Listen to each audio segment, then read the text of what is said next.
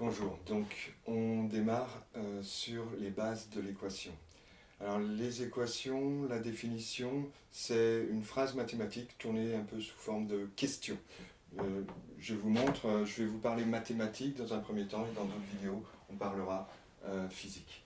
Donc exemple, 2x plus 1 égale 6. On va dire plutôt 5. 2x plus 1 égale 5, assez rapidement, je pense que vous allez pouvoir trouver la réponse à la question. Alors je vous dis la question, quelle est la valeur de x pour lequel ceci, cette égalité est vraie? C'est ça une équation. C'est en fait une question. On a une inconnue qu'on appelle en mathématiques, qu'on nomme souvent x en mathématiques, mais ça pourrait être n'importe quelle lettre et vous le verrez en physique. On pose une question qui est, quelle est la valeur de x pour lequel 2x plus 1 est bien égal à 5. Alors là, rapidement, on peut se dire, tiens, x, ça doit être 2, parce que 2 fois 2, ça fait 4, plus 1, 5. Donc la valeur solution, x égale 5. Par contre, des fois, on ne peut pas faire les choses aussi simplement. Exemple, si on a, alors ici on va noter x égale 2, je vous mets une petite équivalence. C'est une double flèche, vous en servirez en seconde. Bon, moi je le mets, vous n'êtes pas obligé de le mettre pour le moment, mais prenez cette habitude tout au moins de le lire. Deuxième équation, si je vous mets 3x plus 1 est égal à 6, là tout de suite vous avez un petit peu plus de problème pour trouver la valeur de x de façon mentale en fait, juste à la volée comme ça, de tête. Et c'est là où les mathématiques et leur mécanisme, la mécanique des équations va intervenir en fait. Donc c'est ça qu'on va voir. Alors je vais vous apprendre juste les bases et ensuite je ferai quelques vidéos avec des exemples pour suivre exactement les règles que je vais mettre ici. Donc, on reprendra ces équations plus tard. Les règles et les mécaniques de l'équation. Donc, les bases, vous allez voir, ça va être très simple. Les bases, imaginez, vous avez un panier qui est égal à un panier, d'accord? Panier égale panier. Si jamais j'ajoute 2 pommes dans ce panier-là, pour qu'il soit égal à l'autre panier, je vais devoir ajouter 2 pommes dans l'autre panier. Un panier avec 2 pommes est égal à un panier avec 2 pommes. Première règle, si j'ajoute quelque chose à droite du signe égal, je dois l'ajouter à gauche aussi pour que l'égalité soit respectée. Et de la même façon, si j'ajoute quelque chose à gauche du signe égal, je dois automatiquement ajouter la même chose de l'autre côté du signe égal. C'est-à-dire, on peut le traduire par un panier, imaginons avec 3 pommes, qui est égal à un panier avec 3 pommes. Si j'ajoute 2 pommes dans le premier panier, je suis obligé, pour conserver l'égalité, d'ajouter 2 pommes dans le second panier. D'accord? C'est tout simple. Deuxième règle, même chose, on va prendre un panier égal à un panier. Si jamais je prends 2 paniers, c'est-à-dire que je multiplie par 2, pour avoir l'égalité respectée, je vais devoir multiplier par 2 aussi de l'autre côté. Donc ça, c'est la deuxième règle de base. Quand je multiplie à gauche du signe égal par un nombre, je dois obligatoirement multiplier par ce même nombre de l'autre côté du signe égal, à droite, pour conserver l'égalité. On pourrait symboliser ça comme ça. J'ai un panier ici, on va mettre une pomme, pourquoi pas, est égal à un panier ici avec une pomme. Si je prends 2 paniers, c'est-à-dire je multiplie par 2 ici, je suis obligé de multiplier par 2 de l'autre côté. Voilà les 2 premières règles de l'équation, les 2 uniques règles de l'équation. Maintenant, en fin de compte, vous savez tout ce que je vais dire ensuite. On y va. Les outils, maintenant. Les outils, il y a 2 outils. Un premier outil qui va correspondre à cette base-là, deuxième outil qui va correspondre à celui-ci, à celle-ci.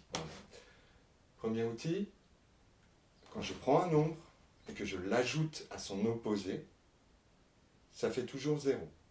Exemple, 3. Si j'ajoute moins 3, qui est l'opposé de 3, j'obtiens 0. 3 moins 3, ça fait 0. Si je prends 1000 et j'ajoute son opposé moins 1000, ça fait 0. Si je prends moins 7 et j'ajoute l'opposé de moins 7 qui est plus 7, j'obtiens 0. On peut prendre cet exemple-là. Si j'ai moins 3, si j'ajoute son opposé, c'est-à-dire plus 3, et bien c'est toujours égal à 0. Ça se traduit par cette petite règle, A moins A égale 0. Ça c'est un A, j'écris pas super bien. Un nombre qu'on ajoute à son opposé est toujours égal à 0. Deuxième règle, ça concerne les multiplications, les produits de facteurs. On verra ça aussi dans une autre vidéo. Si je prends un nombre et que je le multiplie par son inverse, ça fait toujours 1. Exemple, si je prends 3, je le multiplie par l'inverse de 3, c'est-à-dire 1 tiers, j'obtiens 1. Si je prends 1 million et je multiplie par 1 sur 1 million, j'obtiens encore 1. Règle très importante, c'est-à-dire, si je prends, on va prendre 1 tiers, si je multiplie par l'inverse de 1 tiers, c'est-à-dire le dénominateur va au-dessus, le numérateur va en dessous, ce qui est au-dessus va en dessous, ce qui est en dessous va au-dessus. D'accord, c'est ça l'inverse. Donc 1 tiers, si je le multiplie par son inverse, c'est-à-dire 3, ça va être égal à 3 sur 3. On verra aussi les fractions. Et tout ceci est égal à 1. Donc la petite règle, ça va être un nombre différent de 0, multiplié par son inverse, 1 sur A, est égal toujours, dans tous les cas, à 1. Et on mettra A différent de 0 pour garder bien le côté mathématique. Hop. Voilà les deux petites règles à connaître. Mais vous les connaissez, bien entendu, si vous êtes en 4e ou en 3e. Maintenant, la chronologie. Je vais écrire 2 phrases. On s'en servira. La chronologie, c'est d'abord, dans un premier temps, 1. On isole, je m'expliquerai après, on isole les x. Dans un deuxième temps, on isole le x.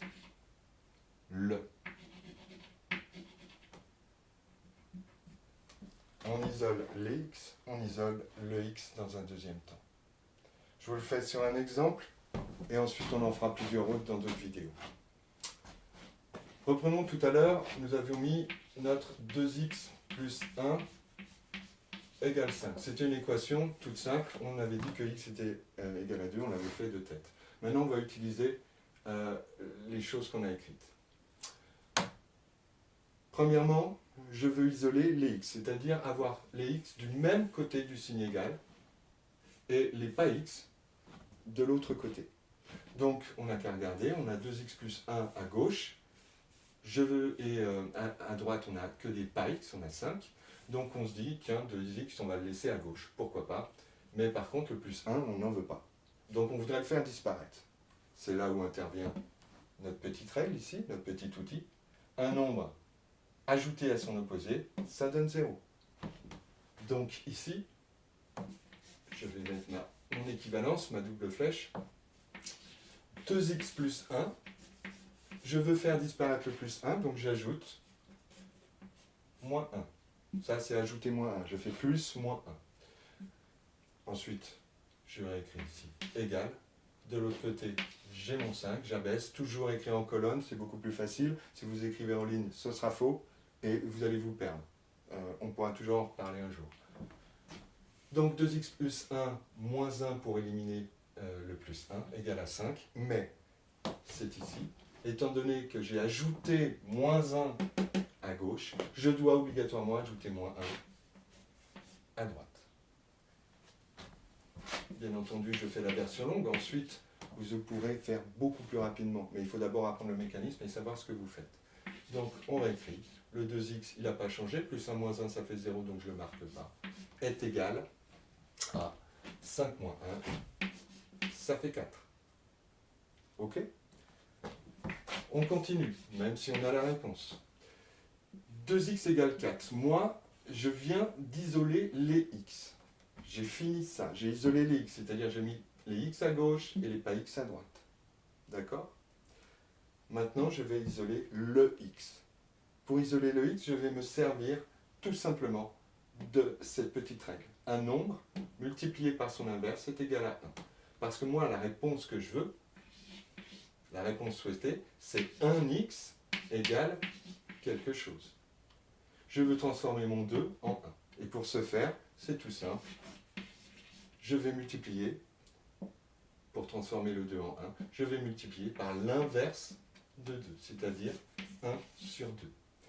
Mais, comme j'ai multiplié à gauche par un demi, c'est cette règle-là, je dois obligatoirement multiplier à droite par un demi. Là, on arrive à la fin de l'histoire. 2x fois un demi, ça nous donne donc, étant donné que la multiplication est commutative, 2 sur 2 x, d'accord, qui est égal à 4 fois 1 demi, 4 sur 2. Alors on arrange un petit peu les choses. 2 sur 2 c'est 1, on n'a pas besoin de le marquer. Il me reste x égale 4 sur 2, ça fait 2. Et voici la solution. Ok? Bon. Allez voir les autres vidéos avec d'autres exemples. D'accord? Je vais aller de plus en plus dur, mais bon, allez voir tout ça. Allez, au boulot.